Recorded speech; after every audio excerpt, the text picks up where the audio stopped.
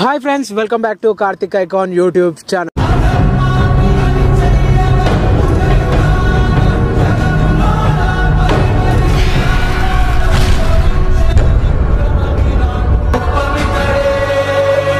Friends ముందుగా మీ అందరికీ జై శ్రీరామ్.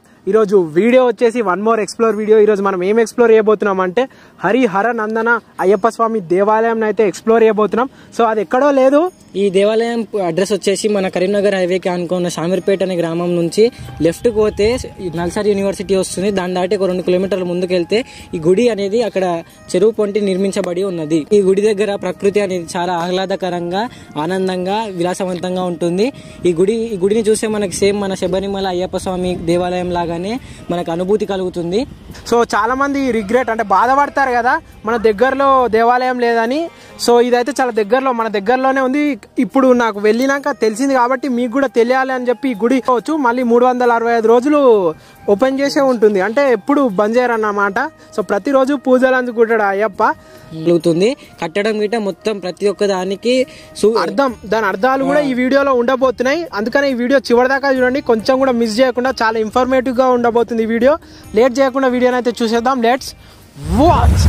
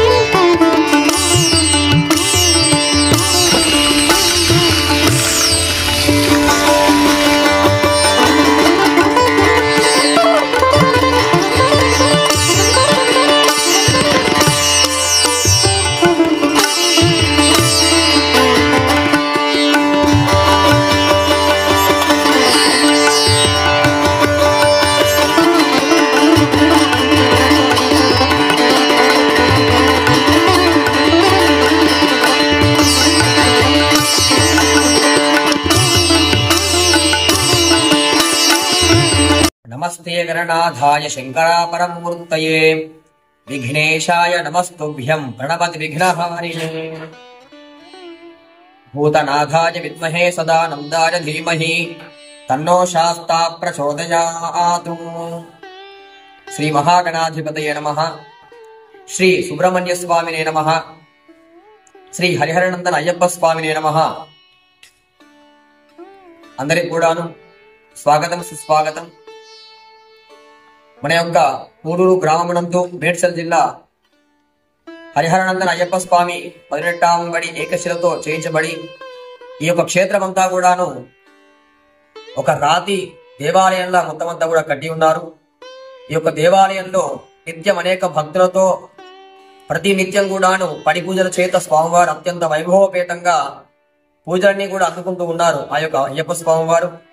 అందులో భాగంగా ఈరోజు ఎట్లయితే మనము శబరిమలలో పడిపూజ మహోత్సవాన్ని కూడా చేస్తూ ఉన్నారో అదే ప్రకారంగా మన యొక్క పూడూరు నందు కూడాను ఆ హరిహర నందునికి అత్యంత వైభవపేతంగా పడిపూజ మహోత్సవాన్ని కూడా చేసుకుంటూ ఉన్నాం మనమందరూ కూడా. మొట్టమొదటిగా ఆదౌ పూజ్యో గణాధిప గణపతి ఆరాధన చేసుకొని ఆ తదుపరి ఆ యొక్క నాగేంద్ర స్వామి వారి యొక్క అనుగ్రహాన్ని కూడా తీసుకొని ప్రదక్షిణ క్రమంగా బాలికాపురోత్తమ అమ్మవారిని కూడా ధ్యానించుకొని ఆ తదుపరి వల్లి దేవసేన సమేత సుబ్రహ్మణ్య స్వామి ఆరాధన చేసుకొని హరిహరనందన అయ్యప్ప స్వామి యొక్క మహోత్సవాన్ని కూడా పూజాకృతిని కూడా చేసుకొని ఆ యొక్క 18 మెట్ల కూడా పూజ చేస్తూ ఉన్నాం. అంటే ఆ యొక్క 18 మెట్లు 18 నామాలన్నీ కూడా ఉంటాయి స్వామివారికి అర్చన.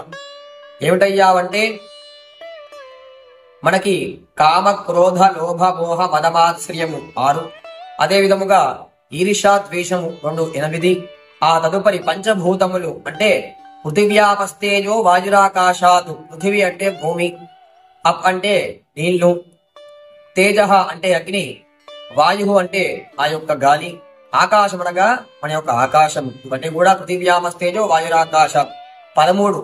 ఆ తదుపరి సత్వరజస్తమో గుణములు, సత్వగుణము, రజోగుణము, తమోగుణము, ఈ 3 గుణములతో ఆ యొక్క 16 సంఖ్య పూర్తవుతుంది. ఇంకా 2 మిగులుతాయి, విద్య అవిద్య. ఇవన్నీ కూడా 18 మెట్లగాను కూడా మనం పూజ చేసుకుంటాం. ఒక్కొక్క ఆచార ప్రకారంగా ఒక్కొక్క నామములు కూడా ప్రాంతీయ బట్టి ఉంటూ ఉంటాయి. అంటే ఎందుకు ఈ యొక్క 18 మెట్లకంత ప్రాధాన్యత ఇస్తూ మనం పూజ చేసుకుంటున్నామంటే మన యొక్క జీవిత కాలంలో ఇవన్నీ కూడా ముఖ్యం అనమాట. ఏమిటయ్యా అంటే కామ క్రోధ లోభ మోహ మదమాశ్రయము, ఇవన్నీ కూడాను మన జీవితంలో తప్పుదారి పట్టేటి ప్రయత్నాలను కూడా చేస్తూ ఉంటాయి. కామం అంటే ఏదైతే మనకి కోరిక అనేది కూడా అతిగా ఉంటుందో, ధర్మకార్యంగా ఉండబోకుండా ముందుకు వెళ్తూ ఉంటుందో అటువంటి కోరికలంతా కూడా మనకు ఉండకుండా ధర్మ పరిబద్ధమానంగా మన కోరికలన్నీ కూడా ఉండాలని కామము. ఆ తర్వాత క్రోధము, మదము అంటే మన గర్వం అంతా కూడా ఉండకూడదని, లోభము, మోహము దేని మీద కూడా అతి మోహముగా ఉండకుండా ఏదైతే మనకి కావాలో దాంతో సంతృప్తి చెందుతూ నిత్యం కూడా ధర్మ కార్యాన్ని కూడా అడుగులు వేస్తూ చేసుకోవాలట. తర్వాత సత్వరజస్తమో గుణములు అంటే మనకి 3 గుణాలన్నీ కూడా ఉంటాయి. అవన్నీ కూడా పరిశుద్ధంగా ఉండి పృథివ్యాపస్తేజో వాయురాకాశాత్ పంచభూతాల సాక్షిగా ఈర్ష్య ద్వేషము అంటే మన యొక్క శరీరంలో ఈర్ష్య ద్వేష భావనను కూడా ఉండకుండా ఆ యొక్క హరిహరనందన అయ్యప్ప స్వామి వారి యొక్క అనుగ్రహం చేత మన జీవితంలో ఏదైతే మనం చేయాలో ఆ కార్యక్రమాన్ని కూడా చేసుకుంటూ ధర్మంగా ముందుకు వెళ్ళడం కోసం మాత్రమే ఈ యొక్క 18వ బడి కార్యక్రమాలన్నీ కూడా ఆ స్వామి యొక్క అనుగ్రహం కోసం కూడాను మనము ఆ పడి ముట్టించడం కూడా జరుగుతూ ఉన్నది.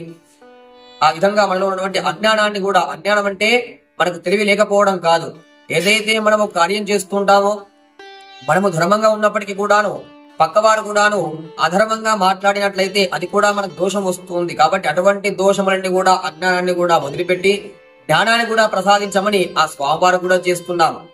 ఎందుకయ్యా ఆ విధంగా అందరి చేత కూడా చేయబడుతుందంటే మనం ఏదైతే పుణ్యకార్యం చేస్తామో ఆ పుణ్యకార్యము కర్త కారయిత చైవ ప్రేరకశ్చ తథైవచ అంటే చేసేవాడికి, చేయించేవాడికి, చేయు అని మనకి ఆ కార్యక్రమానికి సహాయం చేసేవాడికి, అదే విధంగా ఆ కార్యక్రమానికి ఎవరైతే వచ్చి ఆ కార్యక్రమాన్ని కూడా చూస్తూ ఉన్నారో అటువంటి వాడికి సమానమైన ఫలితం అనేది దక్కుతూ ఉంటుందట. ఎవరికి చేసేవాడికి ఎంత ఫలితం వస్తుందో చూసేవారికి కూడా అదే ఫలితం వస్తుంది. కాబట్టి అది మంచి అయినా చెడు అయినా, కాబట్టి చెడు దారిలో మనం వెళ్లకుండా ఒక మంచి మార్గముగా వెళ్ళాలని ఆ స్వామివారికి కూడా నిత్యం ఉపవాసం చేస్తూ ఒక పూట భోజనం చేస్తూ ప్రాతకాలే అంటే బ్రాహ్మీ ముహూర్తంలో మనకి లేవాలని శాస్త్రం ఉంది కాబట్టి ఉదయాన్నే 3:30 ఆ విధంగా స్వాములు కూడా లేస్తూ ఉంటారు. ఈ 3 మాసాలు అంటే 41 రోజులు కూడాను లేచి చక్కగా దైవారాధన చేస్తూ నిత్యం స్వామి యొక్క నామాన్ని కూడా జపిస్తూ ఈ విధంగా మండల దీక్షను కూడా చేసుకుంటారు.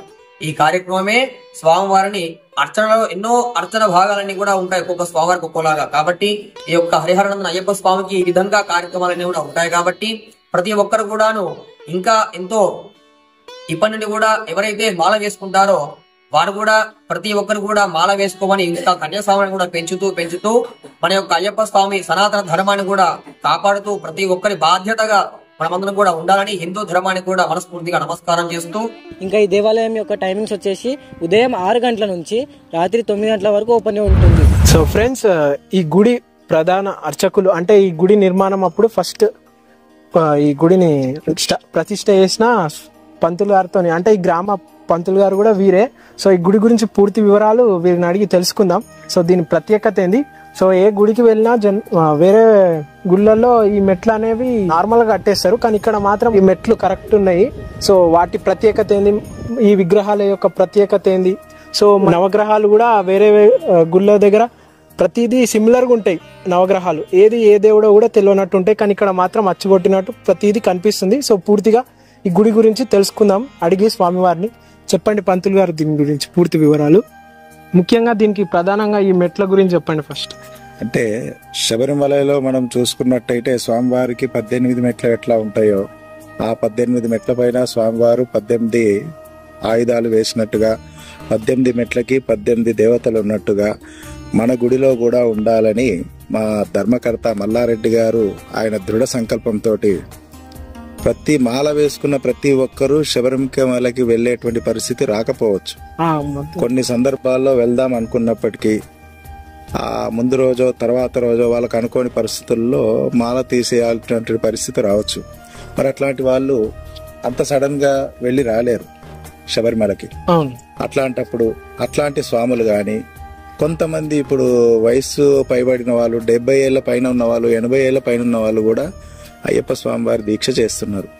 దృఢ సంకల్పంతో వాళ్ళకి, నాకు, నా కుటుంబానికి, సమాజానికి ఎంతో కొంత మంచి జరగాలి, ఈ 41 రోజులు నేను దీక్షగా ఉండాలి అనేటువంటి మాల తీసుకున్నటువంటి వాళ్ళు, దీక్షతో ఉన్నటువంటి వాళ్ళు శబరిమలకు వెళ్ళలేనటువంటి పరిస్థితుల్లో ఇక్కడే ఇరుముడి కట్టుకొని ఇదే 18 మెట్లు ఇదే శబరిమలగా భావించి ఈ 18 మెట్లే ఎక్కి ఇక్కడనే శబరిమలగా భావించి ఇక్కడనే స్వామివారికి దర్శనం చేసుకొని స్వామివారికి నెయ్యభిషేకం కూడా ఇక్కడే చేయించాలని చెప్పి ధర్మకర్త మల్లారెడ్డి గారు దృఢ సంకల్పంతో ఇక్కడ 18 మెట్లు పెట్టడం జరిగింది. ఈ గుడి నిర్మాణం కూడా సేమ్ ఆ గుడి నిర్మాణం లాగానే కొడుతుంది చూస్తుంటే. అంటే అక్కడ ఉన్నటువంటి శబరిమలలో ఉన్న అయ్యప్ప దేవస్థానానికి ఇక్కడ ఉన్న అయ్యప్ప దేవస్థానానికి పెద్దగా తేడా ఏమి లేదు. అయినప్పటికీ కూడా ఇక్కడున్న భక్తులందరూ కూడా గుడికి చాలా దూరాల నుంచి గూగుల్లో కానీ, గూగుల్ మ్యాప్స్లో కానీ, యూట్యూబ్లో కానీ చాలా మంది చూసి కొత్తగా ఎక్కడుంది గుడికి వెళ్ళాలి అని ఒక్కసారైనా ముఖ్యంగా ఈ శివకేశవుల విగ్రహాలు చూసి ఆ విగ్రహాలు చూడడం కోసము, ఇంత ఎత్తైన ధ్వజస్తంభం చూడడం కోసము గుడికి వస్తున్నారు.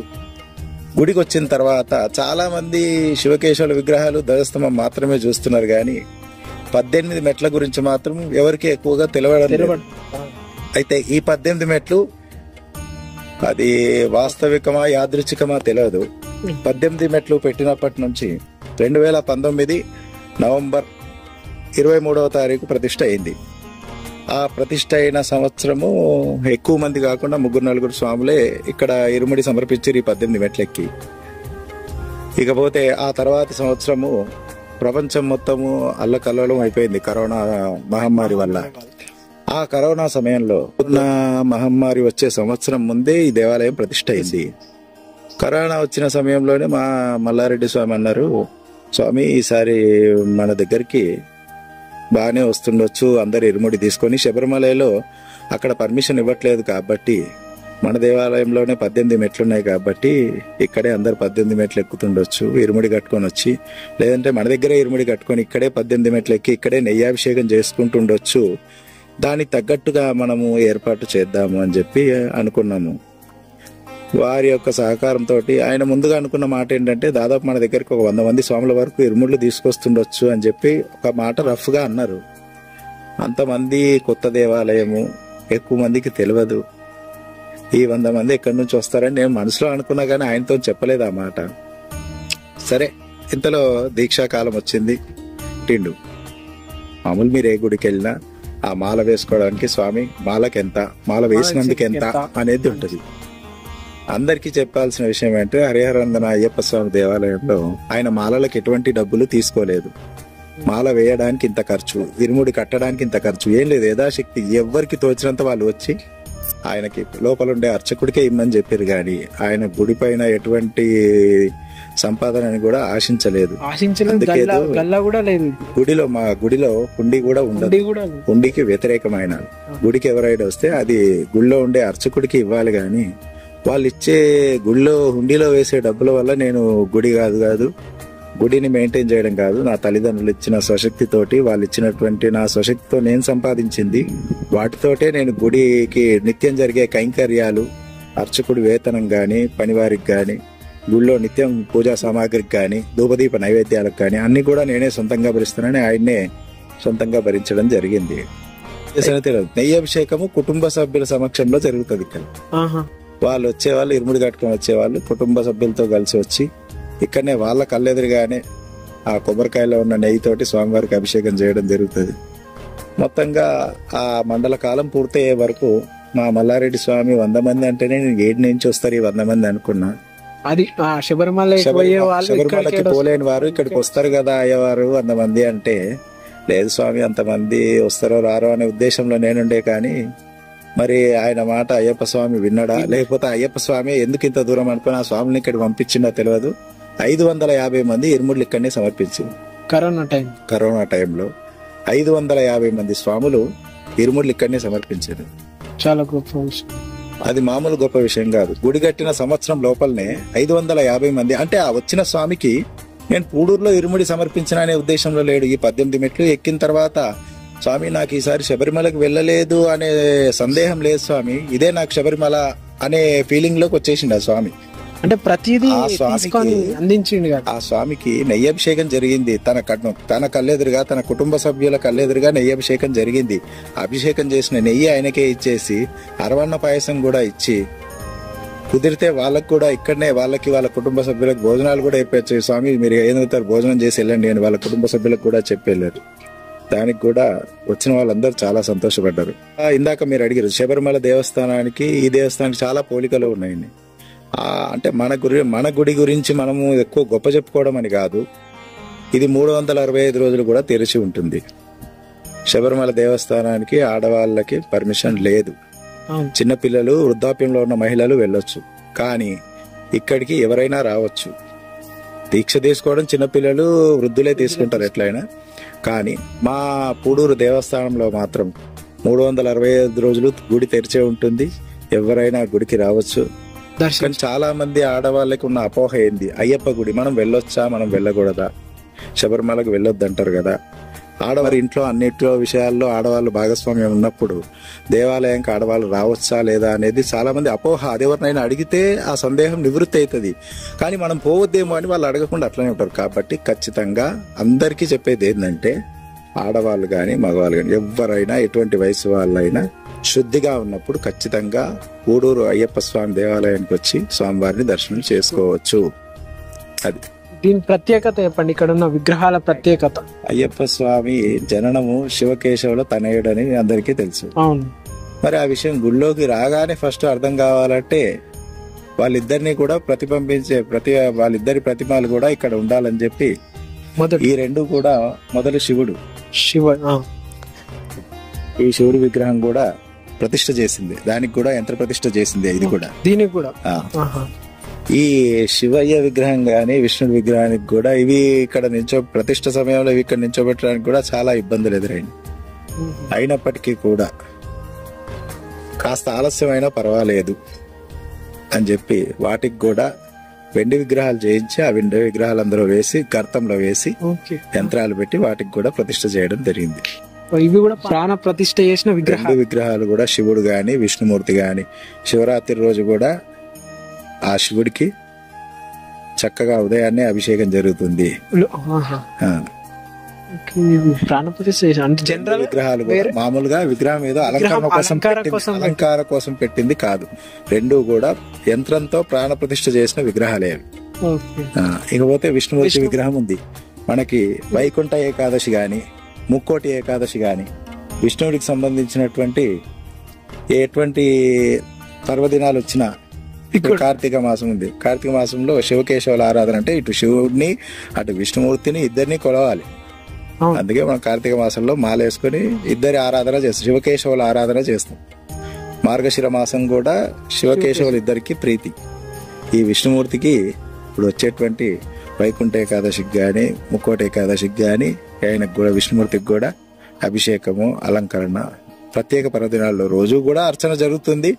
ప్రత్యేక పర్వదినాల్లో మాత్రం చుట్టుపక్కల విష్ణుమూర్తికి సంబంధించినది విగ్రహం ఇంత పెద్ద స్థాయిలో ఎక్కడ లేదు అని అందరికీ కూడా ఈ గుళ్ళోకి వచ్చినాము అంటే డైరెక్ట్ అయ్యప్పని కనిపిస్తాడు. మీకు ఈ స్ట్రక్చర్ ఆఫ్ టెంపుల్ ఎక్కడ కనిపించదు, అదే నేను ఉండదు, కనిపించదు. అక్కడ కూడా ఉండదు మన అయ్యప్ప స్వామి, అక్కడ ఎక్కడ కూడా ఉండదు. అదే కొంచెం ఎడ్యుకేషన్ అంటే తెలియని వారికి తెలిసేటట్టు ఉంది, కొత్త వారికి కూడా అంటే చూసి నేర్చుకోవడానికి. అలాగానే అయ్యప్ప స్వామి గుడికి పోయినా, ఎటు పోయినావు అంటే అయ్యప్ప స్వామి గుడికి పోయినా. అయ్యప్ప స్వామి గుడికి రాగా నీకేం కనిపించింది? ఫస్ట్ శివుడికి విష్ణుమూర్తి కనిపించారు. వాళ్ళిద్దరు కనిపిస్తే ఆటోమేటిక్ అయ్యప్పనే గుర్తొస్తాడు. ఇప్పుడు శివకేశవుల తనయుడే అయ్యప్ప. వాళ్ళిద్దరి మధ్యలో ఈ 18 బడి పెట్టిండ్రు. అది అంటే ఈ గుడిలో ఈ విగ్రహాలు ఉన్నాయి కదా, నవగ్రహాలు ఉన్నాయి కదా, అందులో ఈ యొక్క గుళ్ళో మనకి ప్రత్యేకత ఏంటయ్యా అంటే ఎక్కడ మనము చూసుకున్నా కూడాను నవగ్రహాలకి ఒకే రాయిగా ఉంటుంది. కానీ ఇక్కడ మనకి మల్లారెడ్డి స్వామి వారు ఆయన యొక్క ఎంతో దీంట్లో చాలా వరకు చూశారు కాబట్టి గుళ్ళన్నీ కూడాను ఆయనకు దీనిలో చాలా ప్రాధాన్యత ఉంది కాబట్టి నవగ్రహాలు ఇందాక చెప్పుకున్నాం కదా, రక్తవర్ణం శ్వేతవర్ణం అని.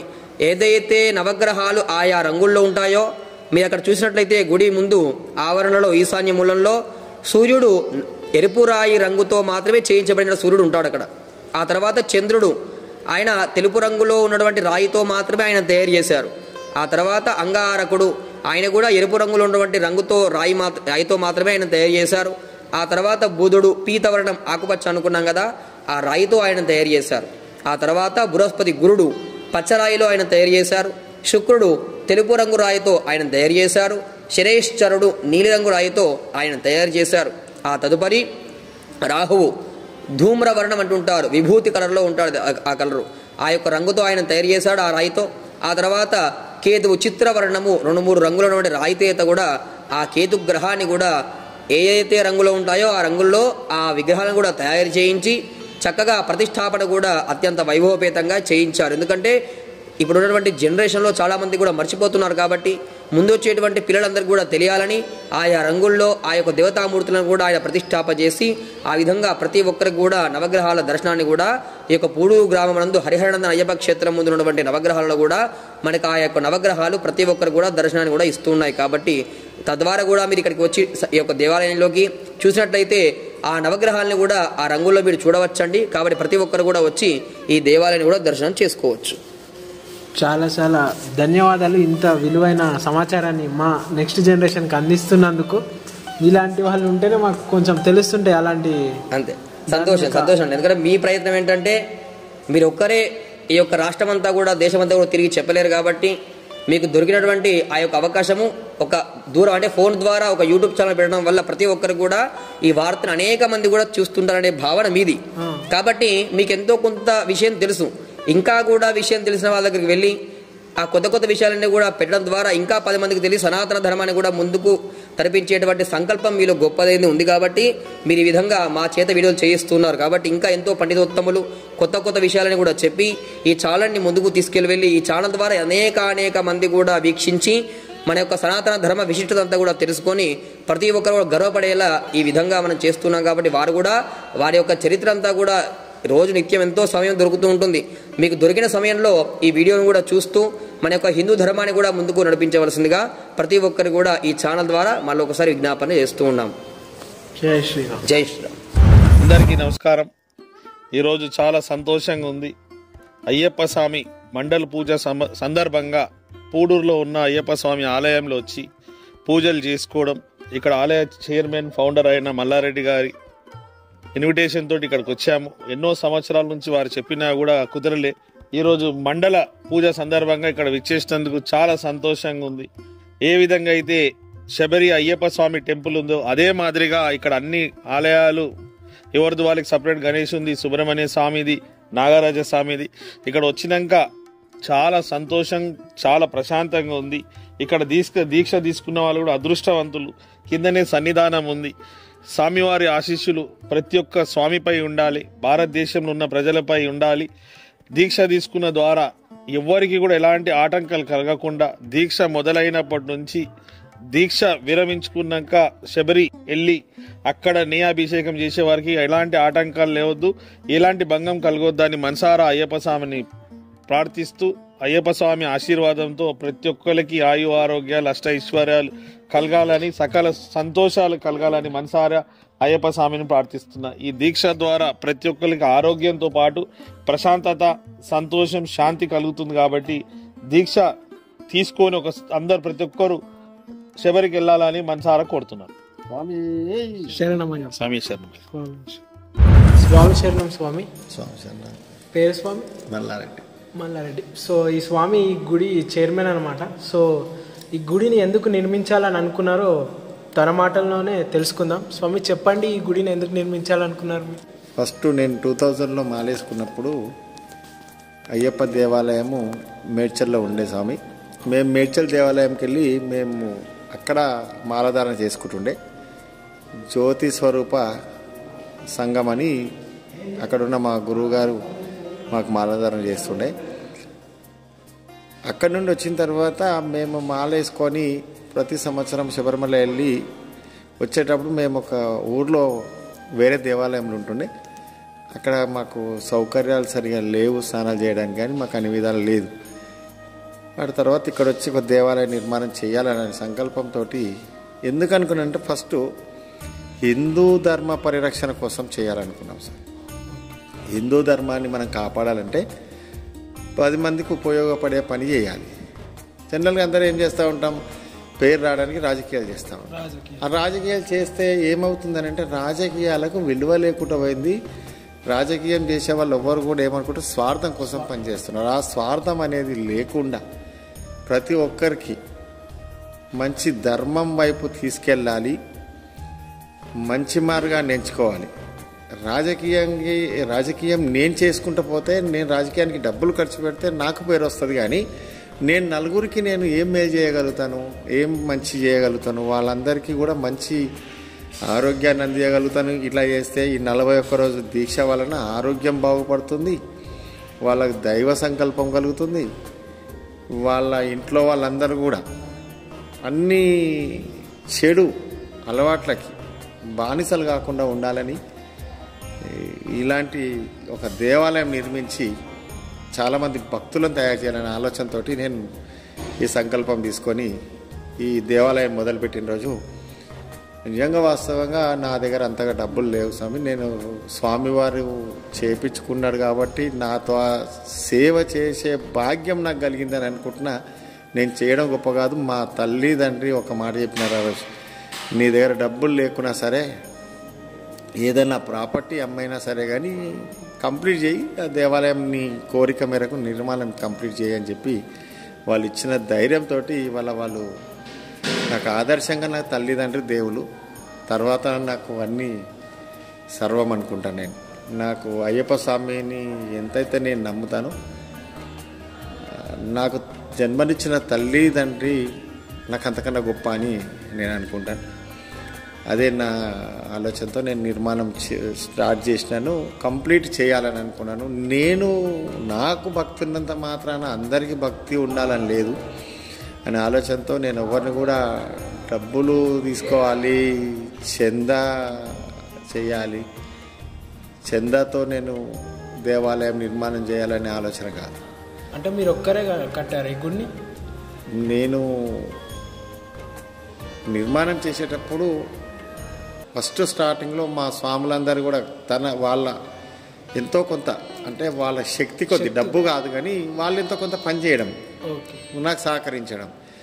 నేనేమనుకుంటానంటే నాకు సహకరిస్తే చాలు అనుకుంటాను. నాకు డబ్బులు ఇవ్వకున్నా పర్లేదు కానీ వాళ్ళు నాకు సహకరిస్తే చాలనే సంకల్పంతో వాళ్ళందరూ కూడా నాకు వెనకాలండి సహకరించడం.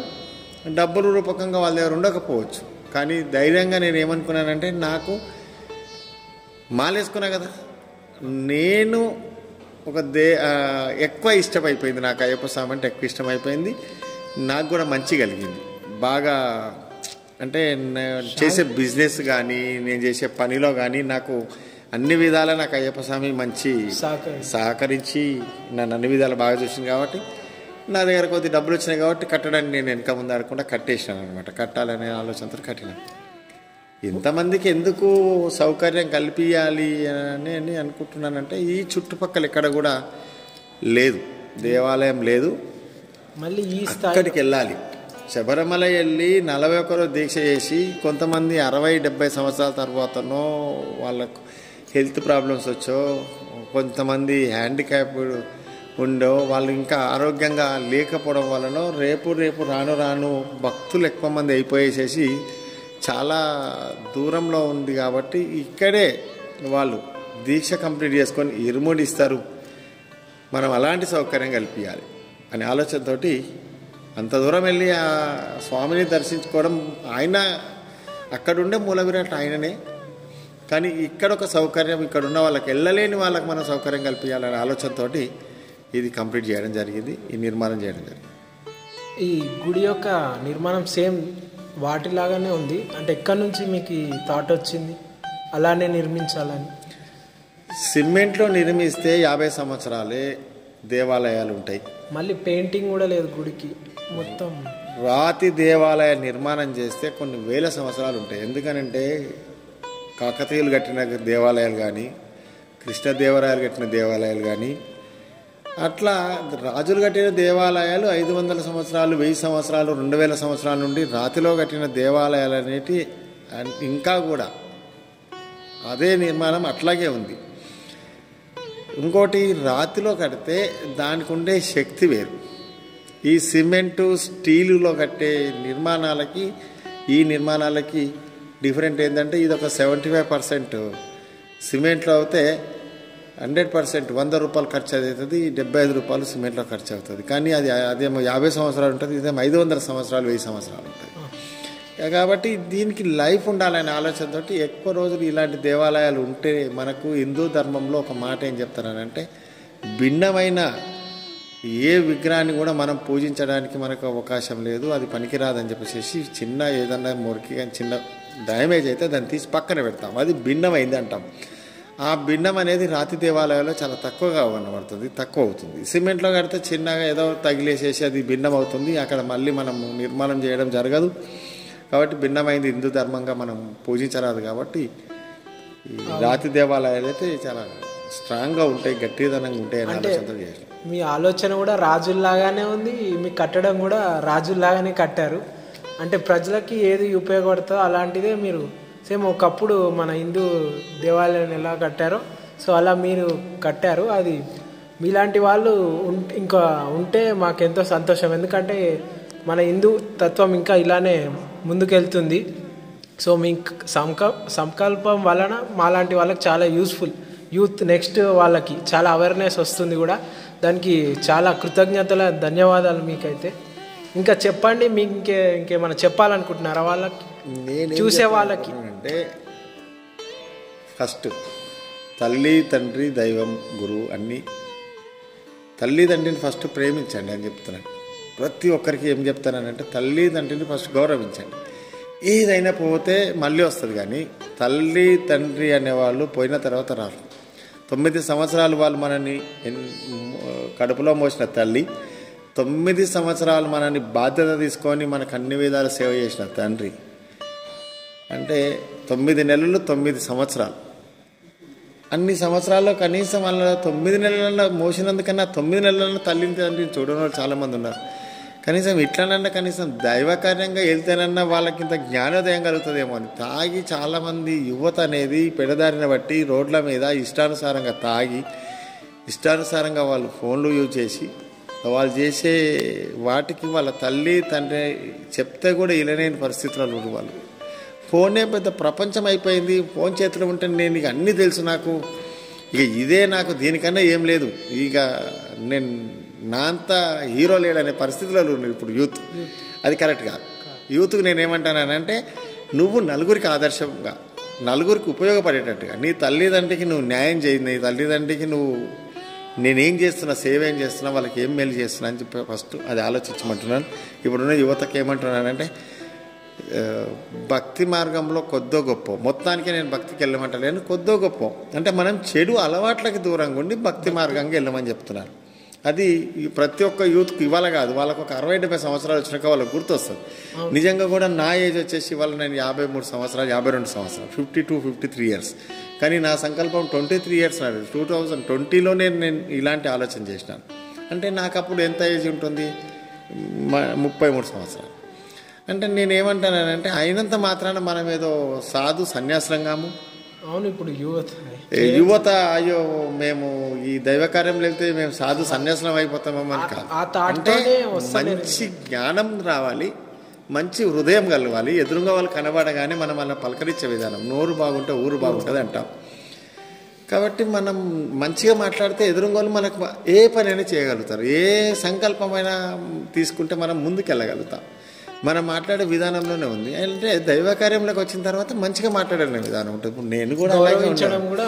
నేను ఆ భగవంతుని మొక్కేటప్పుడు నేను కూడా, నాకు అంతకుముందు 2020 కన్నా ముందు కొబ్బరికాయ కొట్టడానికి మా అమ్మ చేతికి ఇస్తే పక్కన పెట్టేసేసి నేను కొట్టపోవని అంటుండే. నేను అది అంతా కూడా దగ్గర పోయేవాడిని కాదు. అలాంటిది రాను రాను ఒక దైవకార్యం వచ్చిన తర్వాత నేను ఎలా తల్లిదండ్రులను ఎలా చూడాలి, మన ఫ్యామిలీ, మన తోడబుట్టిన వాళ్ళు ఎలా చూడాలి, మనం ఎదురుగున్న ఆడవాళ్ళని మనం ఎట్లా గౌరవించాలి, మన తోటి ఫ్రెండ్ని ఎట్లా గౌరవించాలి, సమాజంలో ఎలా బతకాలి, మనం ఎవరికి మంచి చేయాలి, ఈ చెడు అలవాట్లకి ఎందరిని దూరం చేయాలి. నేను ఈరోజు ఒక దేవాలయం నిర్మాణం చేసిన తర్వాత 10 మంది భక్తులను కాదు, ఒక 100 మంది భక్తులను తయారు చేయగలిగిన నేను ఈ డబ్బులు పెట్టి నేను తయారు చేయలేకపోతుండే. 100 మంది భక్తులను తయారు చేసిన, నాకు ఏ రాజకీయం చేసినా కూడా నాకు పేరు వచ్చినేమో, కానీ ఈ దేవాలయ నిర్మాణంతో నేను 100 మందిని మంచోళ్ళని చేసిన నేను తృప్తి అయితే, నాకు సంతోషంగా ఉన్నా.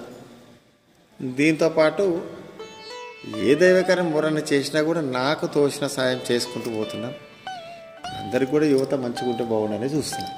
అదే యువత మారితేనే దేశం మారుతుంది. యువతనే దేశ భవిష్యత్తు, భావి తరాలకు అందించాల్సిన మంచి చెడు అన్నీ కూడా యువతనే. అదైతే వాస్తవం.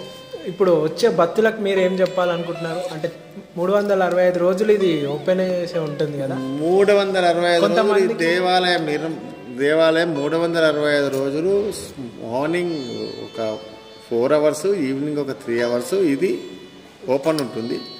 ఎప్పుడైనా వచ్చి ఎవరైనా రావచ్చు, ఎప్పుడైనా రావచ్చు. కొంతమంది లేడీస్కి కొన్ని సందిగ్ధములు ఉంటాయి, నేను అయ్యప్ప టెంపుల్కి వెళ్ళకూడదు అని. అట్లా లేదు, అయ్యప్ప దేవాలయానికి ప్రతి ఒక్కరు వెళ్ళచ్చు. ప్రతి ఒక్కరు, ఆడవాళ్ళు కానీ మగవాళ్ళు కానీ ఎవరైనా వెళ్ళొచ్చు. భక్తితో కూడుకున్నటువంటి, భయము పడేది లేదు. భక్తి ఉంటే భయపడాల్సిన అవసరమే లేదు. ఏ దేవాలయానికైనా వెళ్ళొచ్చు. నేనేమంటానంటే మనం ఇంట్లో చిన్న సత్యనారాయణ వ్రతం చెప్పించుకుంటాం, అట్లనే నువ్వు అయ్యప్ప పూజ కూడా చేయించుకోవచ్చు. ఆయన చెప్పలేదు మనకి నువ్వు అయ్యప్ప పూజ చేయొద్దని చెప్పలేదు. సివిల్ వాళ్ళే చేయకూడదు, స్వాములే చేయాలి అనేది అది చాలామంది కొంతమంది గురుస్వాములు చెప్తున్నారు. అటువంటి అపోహలు చెప్పడము, అనుమానాలు పెట్టడం కానీ అయ్యప్ప స్వామి ఎక్కడ కూడా చెప్పలేడు, ఆయనకు ఎక్కడ కూడా లేదు. కలియుగ దైవం. నేను నా పూజ మాలేసుకున్న వాళ్ళే చెయ్యాలని ఎక్కడ లేదు. ఏ దేవుడి దగ్గర అయినా మనం శుద్ధిగా, బుద్ధిగా, నీకున్న ఇష్టంతో, ప్రేమతో నువ్వు ఎప్పుడైనా 365 రోజులలో నువ్వు అయ్యప్ప స్వామిని కొలవచ్చు. ఆయన పూజ నువ్వు ఇంట్లో కూడా చేసుకోవచ్చు, ఎక్కడైనా చేసుకోవచ్చు. చేసే శుద్ధితో చేసుకో, నువ్వు చేసే మనస్ఫూర్తిగా చేసుకో అని చెప్తాను నేనైతే. చాలా చాలా ధన్యవాదాలు స్వామి. ఇంత విలువైన సమయాన్ని, మీ సమయాన్ని మా ఛానల్కి కేటాయించి మాలాంటి యువతకి ఒక మంచి విషయాలు తెలిపినందుకు, మంచి హిందూ సోదరులను తయారు చేసినందుకు చాలా చాలా ధన్యవాదాలు, కృతజ్ఞతలు. స్వామి శరణం. జై శ్రీరామ్. స్వామి శరణం.